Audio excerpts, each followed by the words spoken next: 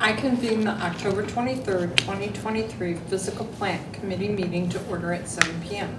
Jackie, please call the roll. Marjorie Bartelli, absent. Karen Larson. Here. Liz Sullivan. Here. Joshua Martin. Here. Tatiana Weinstein. Here. Will Savage. Here. Agenda item 2 is opportunity for visitors to speak. Public comment is for the general public to address the board. Each person will have up to 5 minutes to provide public comment. Is there nobody here? Okay, moving right along. Number 3. Item 3 is to approve the minutes of the September 14th, 2022 physical plant meeting. May I have a motion and a second to approve the minutes? Discussion and then roll call. I'll move to approve the minutes from September 14th, 2022. I'll second. Any discussion? No. I have no discussion. Roll call. Karen Larson.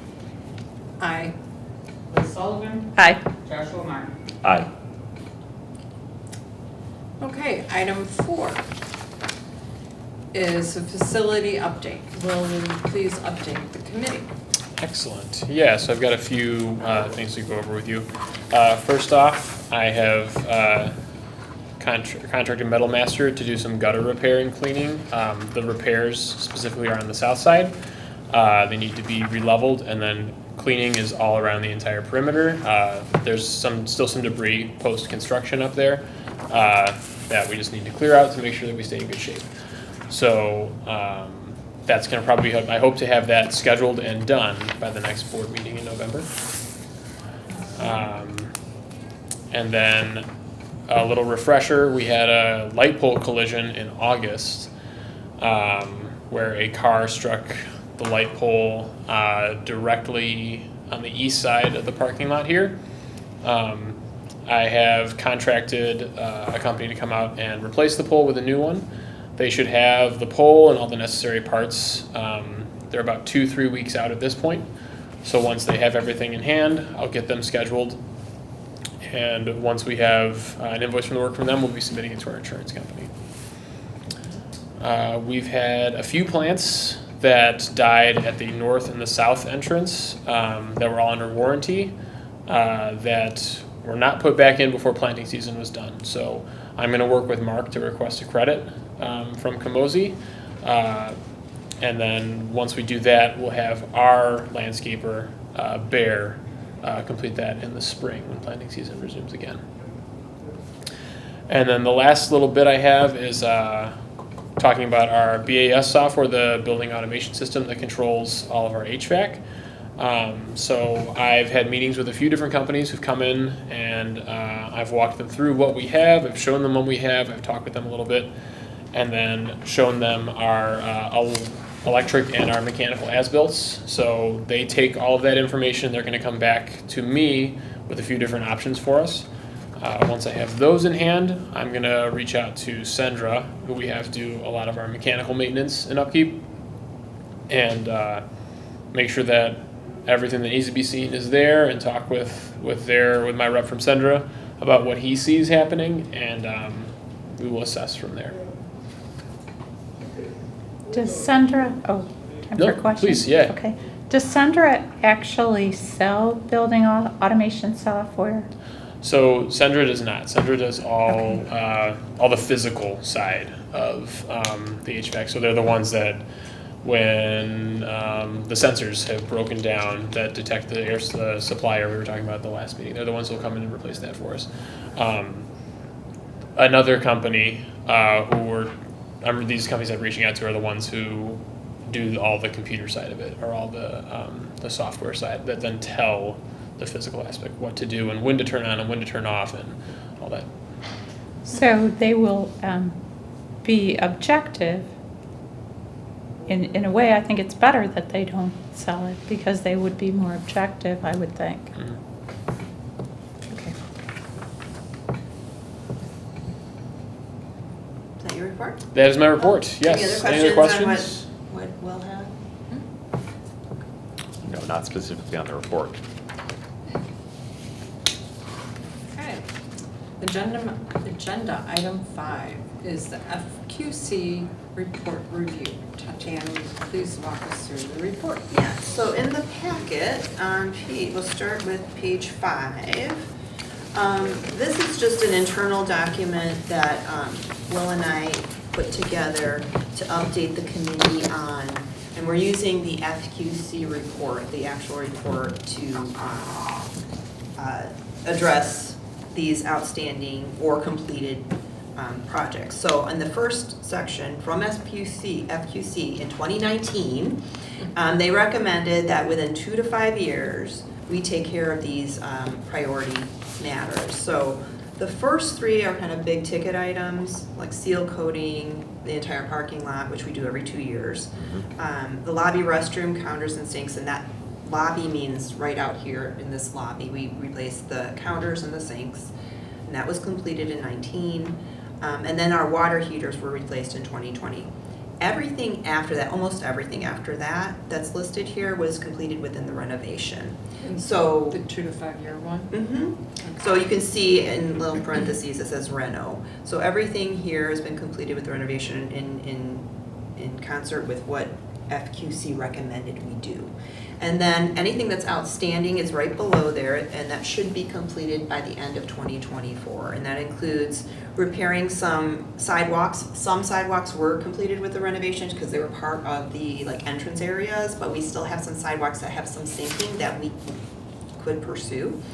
And then installing storage room humidity control system, that has not yet been done. Installing emergency lighting at all the electrical panels, that has not yet been done. And same with replacing all of our circuit breakers. And we haven't pulled costs for all of these, our updated quotes, I should say. I know FQC put in the 2019 version, pre-COVID, pre-supply chain price increases. They gave us some ballpark and conservative numbers there, but we would have to go out and see what new quote, we go seek some new quotes for some of these projects. And then below that, there's a 2025 to 2029 5+ year plan for us. And masonry planters, retention wall, that refers to, if you think about staring at the library from Front Street, we've got that detention area, and then behind the detention area, there's kind of a tiered, he called them planters, but they're just like a tiered area where there's some rail ties holding back land. He recommends that if they are looking in disrepair, that would be the time to replace or repair that retention wall. And then the east mechanical boiler is looking to be replaced between 2026 and 2029. And then below that, we've got a 10+ year plan, so 2030 and beyond. We're looking at a new roof, metal panels around the roof areas, repaving the parking lot completely. And then the last thing that he had in his report was the east condensing unit, but we may be taking that on a little sooner than a 10+ year, because we've had some issues with it, with replacing sensors and things like that. So that's what this is about. It's really just a timeline that is connected to the FQC report. And this doesn't mean this is what we're doing, it just means this is what was recommended. And as I mentioned, the last thing on the list is probably something we'll address sooner than later. And then if we flip the page to page 6, this is the actual table that came from the report that's actually on the library's website right now. The full report is there. Just want to remind people, this is again from 2019. Another one of my questions. Yes, this is from 2019, and these are, again, recommended for corrective action. They were listed in critical and then priority per the year, starting from 2019. So 2 to 5 years from 2019, 5 to 10 years, and then 10+ years. And then there's associated costs that they've just ballparked for us for planning purposes. So that's page 6, page 7, and page 8. I'll stop there and see if there are any questions on anything that's listed there, but we wanted to update. I know that this was asked of this committee, is that we have an update because it's been quite a while since we've revisited the FQC report since the renovation. Questions? I can start. The analyze power issues as part of the completed activities in the renovation. What was the scope of the analysis, and was that a service issue? Was that a distribution issue? What is the extent of the analysis? That sounds like a significant investigative effort. Not that significant, but Okay. it was about electrical. So I know the board at the time wanted to know if the power coming into the building was sufficient for all of the technology Oh. we had and things Okay. like that. So we called ComEd out and they affirmed that we have more than enough power coming into the Got it. building. So there were no specific defects, it was more investigation on if the service was sufficient for ongoing needs? Yes, yes. Okay. And I'll say this, we also prior to the renovation, we've had some power surges in the building, and I Okay. think you even Yeah. heard us talk about that. And that was a concern too, like, are we having power surges because we don't have enough power coming to the building? And that wasn't the case. It was just, we were fine with the power that was It's a coming in. ComEd issue. Yes, yeah. Is there any ongoing risk of that disrupting any of our on-site? I know we still have some small percentage of servers, or at least authentication still on-prem, correct? Mhm. In the short term, do we need to explore any surge suppression or activities of that nature in order to kind of mitigate those? Do Right. we anticipate, as ComEd said, that it's kind of an anomaly, or this is something that we should expect or can expect, or is it really not worth our time to investigate? Well, ComEd does generally say it's an anomaly, so these things happen, and I know Yes. Will has put in for for one of the surges we've had where we've had to pay for some Right. HVAC things. So Right. we're still waiting on that claim through Mhm. ComEd. Yeah. Okay. So we submitted that, but we do have our IT manager, Right. Ms. Hayes. She is looking into a generator that is like a smaller type generator specifically for our server room. We're Mhm. also getting quotes for hosting all of our servers off Right. in the cloud. I remember that part Yes. from previously, So so I that's- didn't know if that was still necessary. Yes, Okay. still in process. Okay. So then what would be the key thing that we should be focusing on currently then? Well, that's up to this committee to discuss, but I would say that in the outstanding done by 2024, I would say that's where we're heading right now in the larger ticket items, also the new BAS system for HVAC, and we'll talk more about that when we talk about our special reserve ordinance, which is, I know, coming Okay. next. The sidewalks, sorry, I still have a few more No, questions. no, that's fine. The sidewalks, are they specifically the ones that are exclusively on the property, or are they the ones that are actually technically in the right of way, but we're responsible for maintaining them?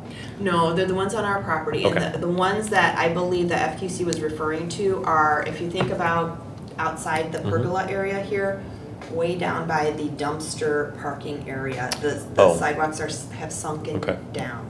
So those would have to be addressed, and there's some tripping hazards there. Yeah. Understood. Very good. You alluded to it as well, on those condensing units. Have we had anyone evaluate those since 2019? I know we've had kind of spot checks for repairs, but have we looked at the comprehensive need to accelerate? You mentioned that might be happening sooner rather than later. Mhm. Do we have kind of a critical timeline of when we need to act? Because we have an idea they won't last 10, well, at this point in time now, 6 more years, but do we have any better timeline that says really past 2027, we are starting to, you know, End of life. exactly, take on unnecessary risk?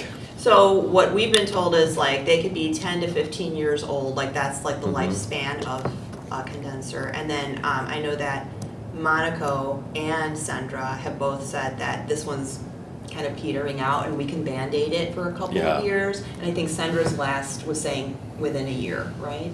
Or 2. I think you said 2. Okay. Yeah. So up to 2 years, and then you'd be like at critical mass. Right, Yeah, right. and we don't want to be No. at the very end of life. We want to Right. probably address it Yes. sooner than later.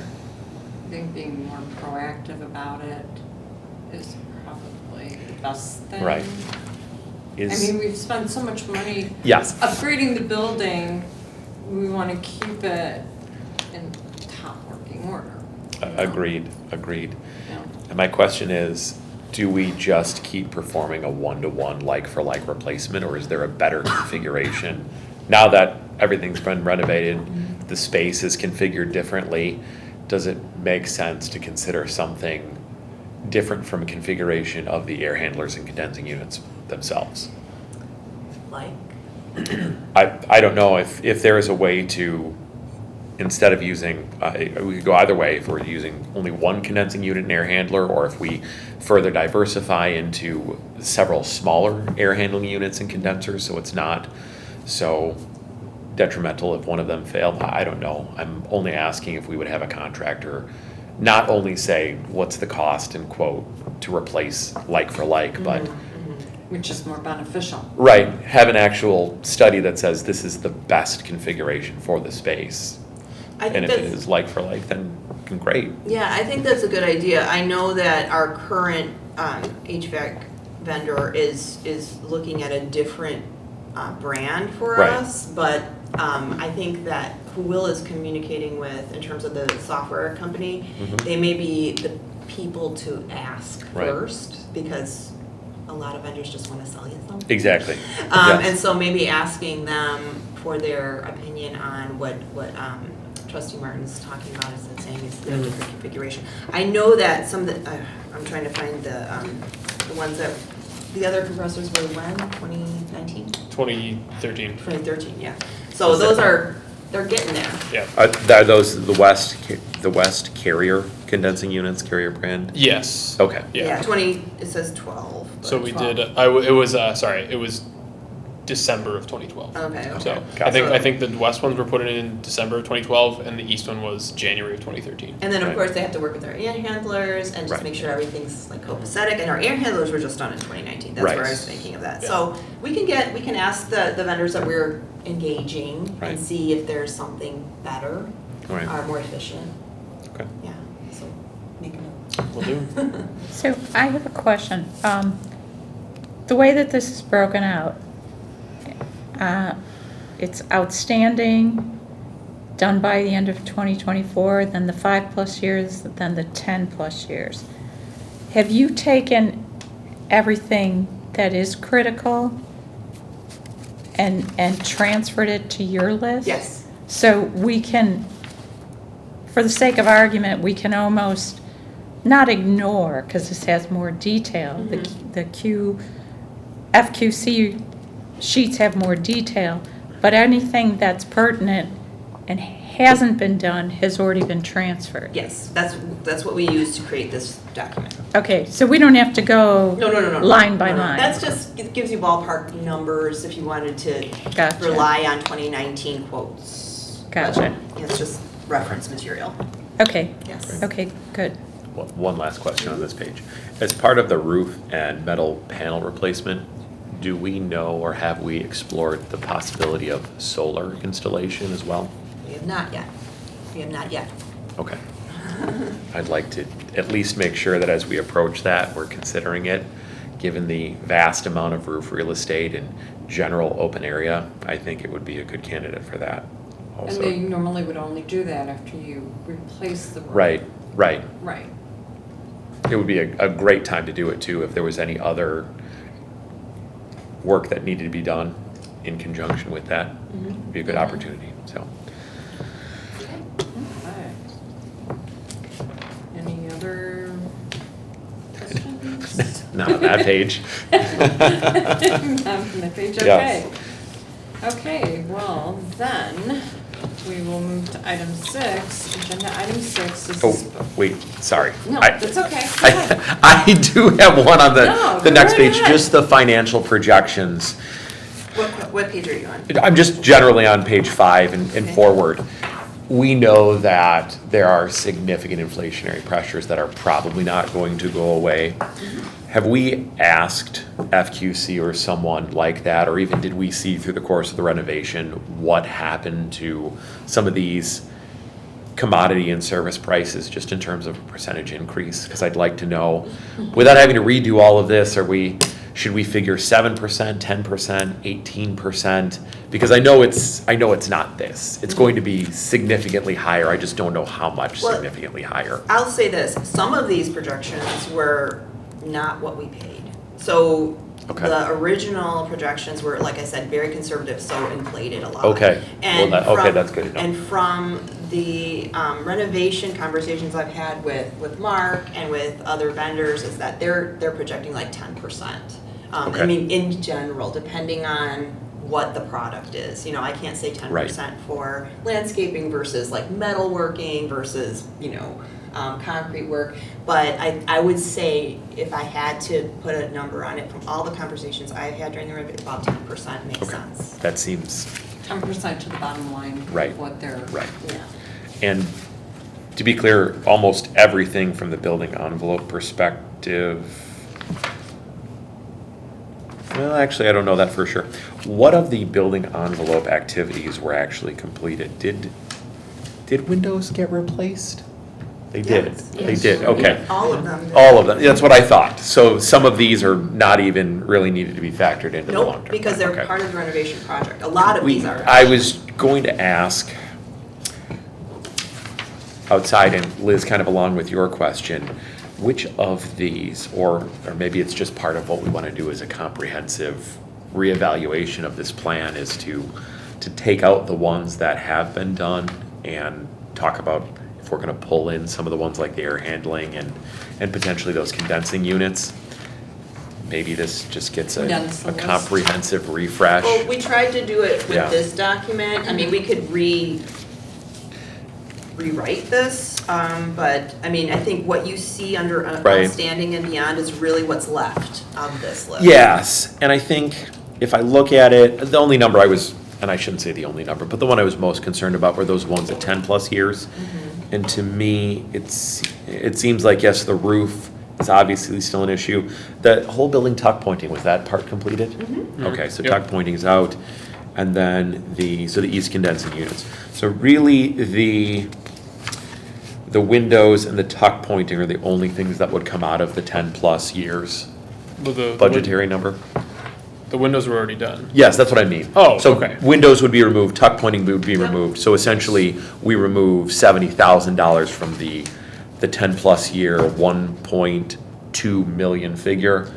Part of the sidewalk repair as well was done. Okay. And So it wouldn't be the- doing the whole parking lot replacement. That's what he suggested, doing the complete replacement of the parking lot. We're taking out all of Right, the asphalt. right. If needed. So that's why he put that in there. Right, yes, which probably after, when was the parking lot last completely I couldn't even resurfaced? tell you, honestly. Okay. 20 years. I couldn't Okay, even tell you. so probably just a good idea to generally keep that in there. If we haven't had it in 20 years, that's a pretty long time for a well-used asphalt parking lot. But, so roughly that would be 950 plus that 10%, so almost right back at the 1.2 figure. Okay, very good, thank you. All right. I think, Okay. no other questions, You're fine, thank you. Josh, no worries.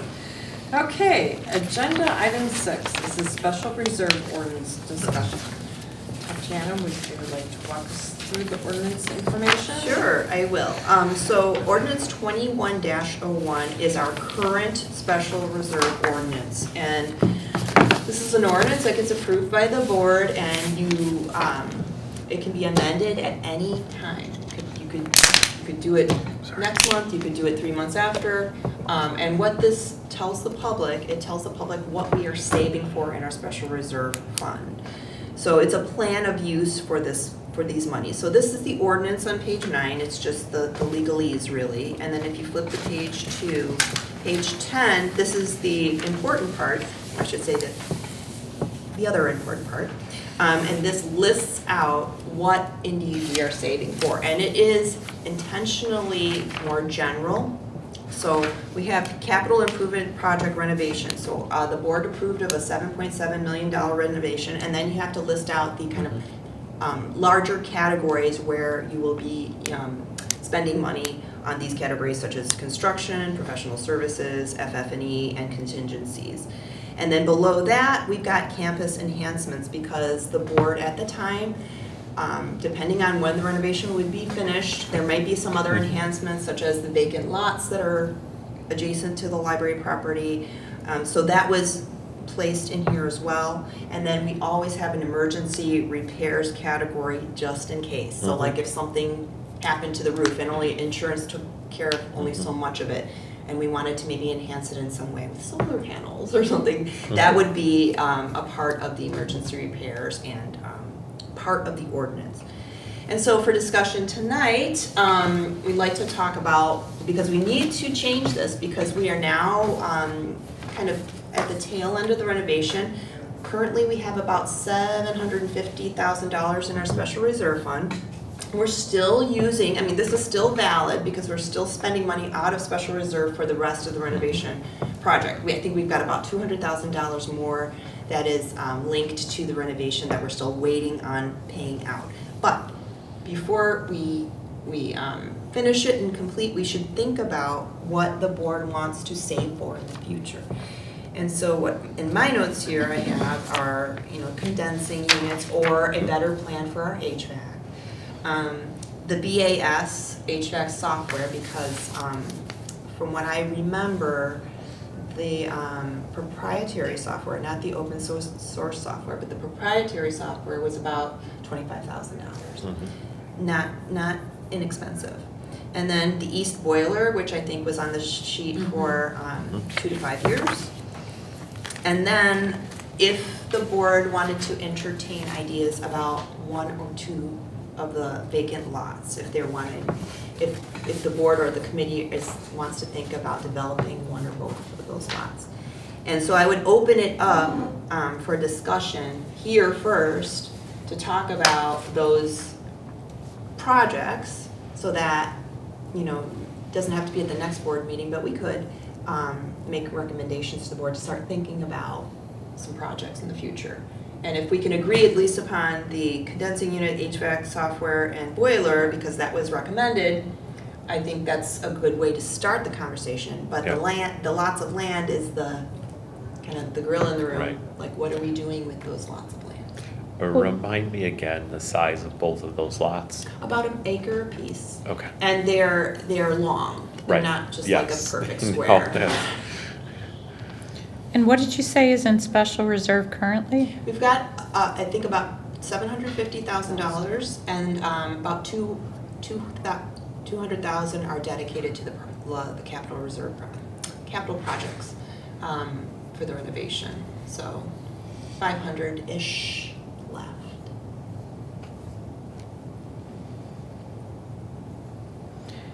And when we say campus enhancements, and it says construction, fixtures, equipment, professional services, contingencies. And I know I'm starting with the end rather than the beginning. Is that too general to leave as a description of what we might want to do with vacant lots? It's not, but we can make it as detailed as we wish. It's just probably better to allow for some flexibility. As it is, this is completely legal. This is gone by our attorney. But if we want to specify that, the Kingston Street lot project, and then list out construction, fixtures, equipment, Wi-Fi, whatever we want, we can do. My concern is that I believe that we need to educate ourselves a little bit before we name out a project for, this is me personally speaking, for either lot. Because I know that there's some slope differences, and I know that some of it, like one lot might be better for one particular thing, service, versus the other one. And I'd like to hear what we're using the lots for today. So I guess before I would change anything concerning what we use the lots for, I'd like to do some investigative work. And I'll just specify, campus enhancements doesn't necessarily mean the lots. I just use that as an example. It could be anything. Right, which I would prefer to keep things general because, we talked about backing up servers. I mean, maybe we need to back them up here, maybe we don't. So campus enhancements could cover that as well. Mhm. So as much as people don't sometimes like generalities, in a way it would fit a lot of categories. Right. Do we know the setbacks on those lots that would allow for construction? Do we have a setback on all sides? Yes, we can bring that to this committee, we could Okay. bring more information of that. I mean, what we're talking about today is just, this is a special reserve ordinance, Right. it's still in effect. Mhm. And the next meeting we have, we can bring more information. So Right. we have some information. I will say that the Kingston, we have 2 lots, one on Front Street and one on Mhm. Kingston. The Kingston lot has a grade that's more, it's easily accessible by foot. Right. And the Front Street lot is a significant slope. Right. And the grade is, I think, before I was director, the previous director was looking to, I think one of the options was to expand parking. Mhm. And at that time, the director received information from whatever consultant she was working with that it would be at an extraordinary cost because of the Right. slope, as well as there's like a little ditch between the current parking lot here and the property. There's like a ditch, as well as there's stormwater piping. So having, expanding parking that way was, it could do anything. I mean, anyone can develop, but it would just be at such a unreasonable cost that it would not make sense for the library. So, I know that about that property. Kingston, and they both had homes on them at one time, where they were Oh. raised. Really? Yes, Oh. yes. Well, that, Again, I didn't before my realize they were time. that large. Okay. Yeah, before my Thought they were time, much but narrower. yeah, both Okay. had homes that were raised and used by the fire department as like Mhm. training facilities. So right now there's vacant lots. One has a lot more woodland on it, and that's on Front Street. There's like Mhm. half of Yeah. the lot is full of trees. The Kingston has a lot of trees, but now it's got a lot more open space. And to answer your question, Trustee Sullivan, the only lot that's been really used by the library has been the Kingston lot, because again, the grade is not so sloped, and we can have we've had some programs on the grassy areas. The problem with that area is it's not really developed enough for people who may not, who may use a wheelchair or a walker or something Yeah. like that. So developing that land for programming would have to occur for it to be ADA compliant. Right. So it's been used, but how has it been used? Like Story times, like Story small time, okay. groups where there's mostly children, and again, not super accessible. You know, luckily, we've not run into that situation, but it's really not acceptable for Right. Gotcha. people in wheelchairs and stuff. Gotcha. Yeah. So, as far as, I mean, we could just be brainstorming about those lots, and including, like I mentioned, the condensing units, the HVAC software, the boiler, for the next iteration of this ordinance.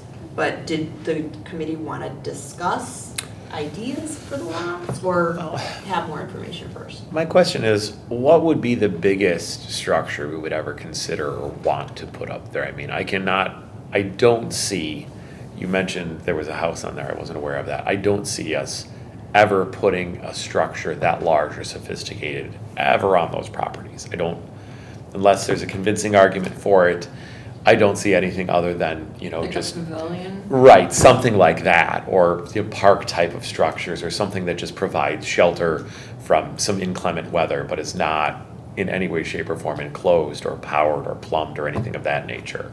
So what has been considered, or what would be some of the largest or greatest structures we would consider there, or developments?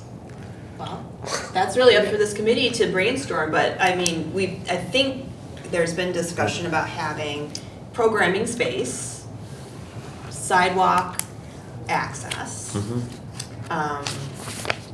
maybe some benches, equipment, but not like full-blown Right. park, Right. more programming space. So then let me ask the question maybe a little bit in a roundabout way. What programming do we see that maybe other districts can offer or other facilities can offer that we maybe can't right now because of a lack of suitable spaces for it, that this particular property could be built to fill? Well, the big answer to that is most other organizations have the space to have the programs. Right now, the library conducts all of its programs in the parking lot. Well, the large parking, the large programs, I'll say. Interesting. So, Some Fall Reed, Fest. Fall Fall Fest is Mature. all taking up all the parking spaces down here. That's a- And so having a space where we could actually have all of the entertainment and the tables and places for Right. people, we wouldn't have to have people parking like a block Right. away. Mm. So That's a good point. that's Yeah, the full- big, A full acre is a significant amount of, what is the size of the actual parking lots? Do you know the acreage of our parking lot, especially that east lot? I used to know the numbers off the top of my, maybe 133 parking spaces. It's not just the east lot, but east and south. Right, that's correct, Maybe it's yes. 133, 173, something like that. I can bring that information to our next meeting. Yeah, so that would be, that's a very good point. I didn't even consider that. We could easily use those spaces, not those spaces, that space for something in lieu of occupying all of our parking. And Okay. the fact that we generally have like 3 main outdoor events, but that Mhm. if we had a place to have more. Right. Because we try to limit like cutting off the parking. Right. From patrons, so. But even on Harry Potter Day, don't patrons end up parking Let's see. at St. John's? Mhm. Even though that's an indoor event? We haven't had Harry Potter since prior to COVID, but yeah, I mean, it was all indoors. You're Uh-huh. saying, right? That's your Right. point. Wasn't it all indoors? Harry Potter was all Yeah, indoors. Yeah. yeah. We still had some people like Parking at St. John. Yeah, but that was a huge Right. event, huge. It was like in the wintertime, wasn't it? Like It was February, March. It was February, March. It was right. It was like right before COVID, like the week before COVID. Yeah. Mhm. It was Yeah, yeah. I remember it. okay. So off the wall, is there any way that we would consider turning that lot into a flex space? Where if we had an event that was indoors, that people could park there, even if it wasn't Yeah. the same level, Right. but there was a That way to accessibility. access it, turn into it? Well, I agree with you. That's good. I would be curious if we added spaces up there and they were not permanent. And I'm not familiar with the rule on the parking code if we have to permanently increase our number of handicap accessible ADA compliant spaces, but that would be a good thing to investigate. I'm sure you would. I'm Yeah. not sure you have to do it. Well, No, it we wouldn't have to depend. do it up there, There. but we would We have would to have do to it do it in out our here. parking somewhere, Yeah. yeah. The same thing goes with, Mhm. I know this from just watching Mhm. the zoning meetings, is that if you have a lot of impermeable Mhm. concrete or asphalt, you have to account for that Well- with grass space and Well, things like that. I- Or right. water retention. Yes. And we have over there a detention area, so. Well, I was thinking a permeable. I was thinking something like what you see at the Arboretum with Mhm. that, with the pavers, semi-permeable, something like what they installed. I believe they had to change that over when they sold Tate Woods, that it's not completely impermeable. Because I wouldn't want to put in a completely impermeable space in this Like area either. gravel type? I think that would work. I don't Gravel and know. Lisle. I was just gonna say, I don't know that we would want that. I think it would have to be something more semi-permanent, but also Concrete semi-permeable. X's Yeah, exactly. Yeah, yeah. Yes, that the grass grows up in Exactly. between, I believe. Yeah. is- Oh, they have other porous pavement surfaces now. I believe there's one at It's Green about Valley. 8 times the expense. Yes. It is. Because I Expensive. investigated it It- for it is. Green Trails. It is, but I mean, we're talking about solar panels and we're talking about sustainability. I understand the cost, but I think that if we're going to do something like this, sustainability has to be one of the number one things we look at. Right, but when you can do Oh, yeah, no, Free yes. access for Yeah, oh, absolutely. 1/8 the cost. Absolutely. No, 1/8 you're correct. You're correct. Whatever the semi-permeable solution is, I agree we should pursue that over just putting down a sheet of asphalt. I agree with you there. Yes. And I think investigating how many times we would need more parking than Right. we have That is would be probably as another well. way to go to before Right. we make parking Yeah. spots. Right. Well, I was thinking just in general, even if it was a space that we were going to use for outdoor programming, we would probably have to have some kind of developed semi-permanent surface, and we wouldn't just want to leave it as turf. No, correct. We need a way for people to, Right. you know, Right, and if we're setting up any number of things, you wouldn't want it to sink into the ground if it was, and also access from right, this property to the Kingston right, side, like where we would have to probably have the side, there's a sidewalk, yes, but also we may not want to bring in, like a path somewhere from the lots on this side to that space if we develop that space. Right. I know that this is probably not feasible, but would a covered walkway be required? Or is there so much material that would be transported from this building to a potential program space that a covered walkway would be required? Or would it be sufficient to have an uncovered walkway? I think uncover is fine, because I mean, if we had anything outdoors, it would be weather that's true. permitting anyway. That's a good Okay. point. So, That's a good Okay. point.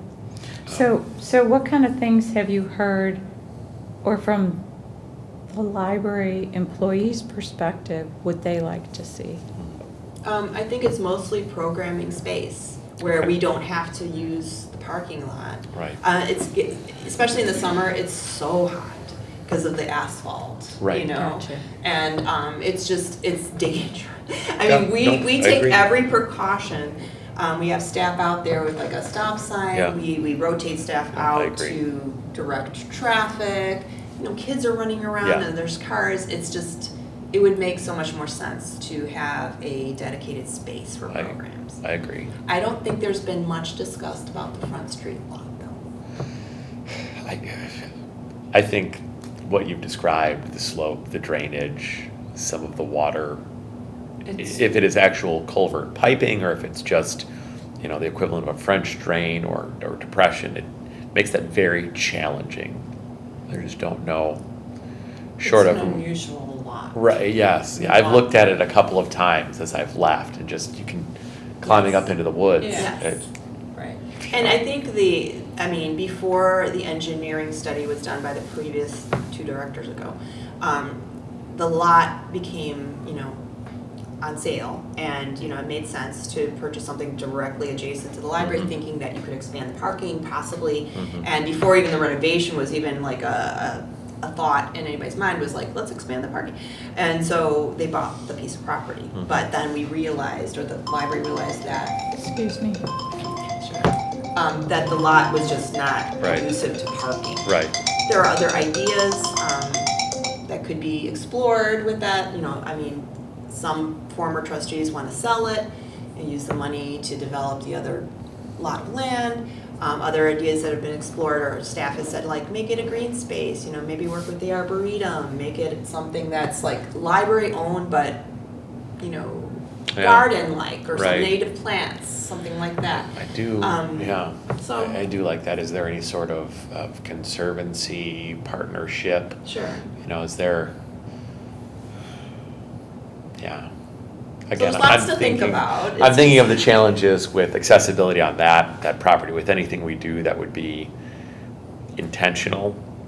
Mhm. That isn't just a purely conservation space where we're saying this really is more meant for birds and bees and plants and trees and not people. There could be things, as long as there's not structure, I think you can do anything with dirt, where you could cut away and make like a walkway that Sure. would be like partially accessible for everybody. Okay. And then the rest be for the birds and the bees and the Yeah, flowers right. and the trees. But, you could do something like that too. The other thing is, we can't forget that there is a possibility of fundraising efforts. Mhm. And, you know, those can be multi-year and those can be baby stepped.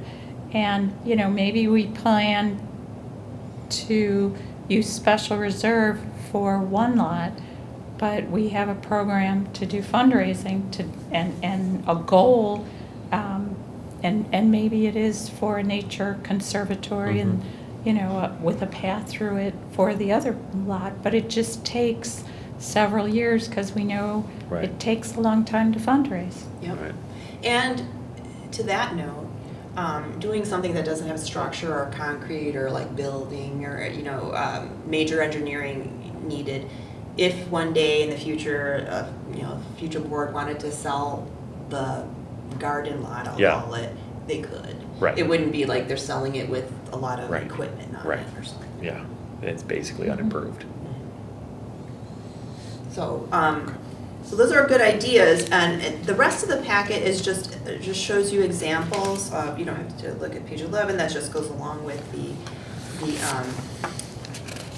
the secretary would sign off on any new ordinance. But just for your knowledge, we've got an example of another ordinance that transfers funds to special reserve. So we did this, and this is just again an example. We move funds from our corporate fund into special reserve to supplement the project costs. So we would have to, if we wanted to ever do that, at the end of the fiscal year, generally there's some funds. We don't spend all of our budget to the dime. There may be some supplemental funds like $100,000 left in our corporate fund. If we wanted to move that money into special reserve, you can do that. Same goes for page 14. There's another transference of monies to special reserve, and this is again the same category where we moved $1 million over from corporate into special to supplement the capital project. So that's an option too at the end of every fiscal year. And then in November we'll be hearing from our auditor, and they'll let us know how much, they call it surplus funds, we have in our corporate fund. It's our reserves for corporate can be moved into. But once you move them, they Right. stay there. Right. They don't ever leave. So you have to be very Mindful. deliberate Yeah. about Well, I mean, where you want to move your funds. They leave when you spend them. Sorry? They leave when you spend them. Yeah, they leave, yes, and also when you move them, you have to have a reason for Right. that. So our ordinance, our original ordinance, what we're saving for, what we tell the public we're saving for, that's why we're moving these funds. Right. And that's really the explanation of the ordinance, and we're not making decisions tonight, it's just kind of No. brainstorming. Right. And I think we When talked do about we some good have things. to decide on this? I would say when the project is 100% completed, which again, I mentioned, we've got about $200,000 Yeah. more to go. I would say within the next couple of months, we should What? probably be. Still lighting making some controls, decisions. Q4, is that the last thing that we got the Yeah, update on? yeah. We're waiting. Yeah. So, okay. We can update this at any time if we have a plan, you know, we don't have one yet, so I would say the next couple of months going into, New Year. the new year, I would say, having a couple more meetings like this, we will come with more information for you. And then we can present, or you can present things to the board for their input on their ideas. And then we can have another meeting Right. in this committee to talk about the board's ideas, and then come up with an ordinance in the next 2-3 months. Okay. So what would be the steps, and this is just thinking out loud, if we wanted to look at programming space in that Kingston lot, how would we proceed with that? Or, you know, is it bringing it to the board and then engaging a consultant to come up with some plans, design it? Is that, Yeah. okay. I would first get the buy-in from the board to see Right. if they want Right. to explore that. Right. And then engage Okay. a project manager Okay. to see what we're looking at. Like, Sure. what are we talking about the full lot? Are we talking, you know, Mhm. what is the grade? Get an engineer out and Right. take a look at that. Okay. Do we know the values of both of the lots? Not currently, no. And I couldn't even tell you what they were valued at prior to COVID. Right.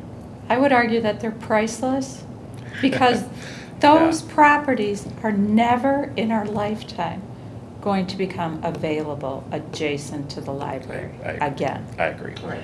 I So agree. I don't, Yeah. I would argue yeah. priceless. Well, and to that end, I was, even with creating a conservancy space, was thinking that that would be, something that is transitory until some better engineering practice comes along that allows us to utilize it more fully for our needs.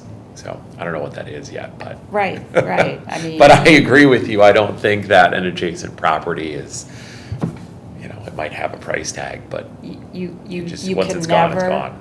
get those back. Right, We will, right.